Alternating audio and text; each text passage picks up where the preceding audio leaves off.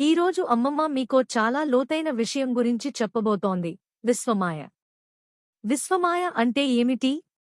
విశ్వమంతా వ్యాపించి ఉన్న మాయ. ఈ ప్రపంచం మొత్తం మాయతో నిండి ఉంది. మనం చూసేది, వినేది, అనుభవించేది అంతా మాయ అని శాస్త్రాలు చెప్తాయి. కాని ఈ మాయ అంటే భ్రమ కాదు, ఇది దివ్యమైన శక్తి.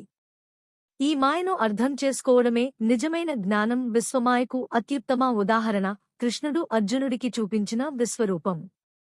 కురుక్షేత్ర యుద్ధానికి ముందు అర్జునుడు, నీవు దేవుడివి అయితే నీ దివ్య రూపాన్ని చూపించు అని కృష్ణుడిని అడిగాడు.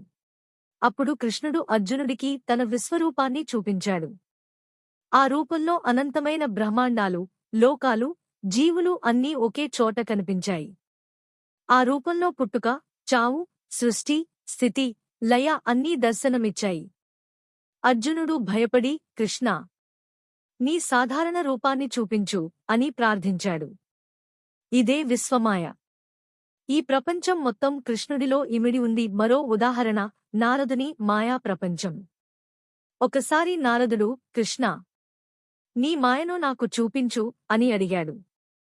కృష్ణుడు నారదునితో, నువ్వు ఈ నదిలో స్నానం చేసిరా అన్నాడు. నారదుడు నదిలో స్నానం చేస్తుండగా అతను ఒక అందమైన రాజకుమారిగా మారిపోయాడు. ఆమెను ఒక రాజు చూసి ప్రేమించి పెళ్లి చేసుకున్నాడు. ఆమెకు పిల్లలు, మనవలు, కుటుంబం అంతా ఏర్పడింది. ఇలా చాలా సంవత్సరాలు గడిచాయి. ఒకరోజు వరదలు వచ్చి ఆమె కుటుంబం అంతా కొట్టుకుపోయింది. ఆమె బాధతో ఏడుస్తుండగా కృష్ణుడు, నారదా, ఇంకా స్నానం చేయలేదా? త్వరగా రా అన్నాడు. నారదుడు ఆశ్చర్యపోయాడు. తను అనుభవించిన జీవితమంతా కేవలం కొన్ని క్షణాల మాయ అని తెలుసుకున్నాడు. ఇదే విశ్వమాయ. విశ్వమాయ అంటే ఏమిటో ఇప్పుడు కొంత అర్థమైందా? ఈ ప్రపంచం మొత్తం మాయతో నిండి ఉంది. ఇది నిజం కాదు, శాశ్వతం కాదు. ఇది కృష్ణుడి లీల. ఈ మాయను అర్థం చేసుకోవడమే నిజమైన జ్ఞానం. కృష్ణుడిని శరణు పొందినవారు ఈ మాయను దాటగలరు.